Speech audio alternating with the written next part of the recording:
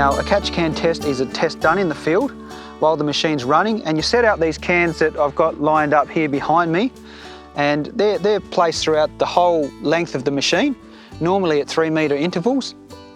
And the machine is then started and brought up to pressure, ran across those cans, and you can evaluate from the depth of application caught in those cans how uniform the system is applying water across the field area. Each of the growers that participated in the program, we did a catch can, which Dave has explained.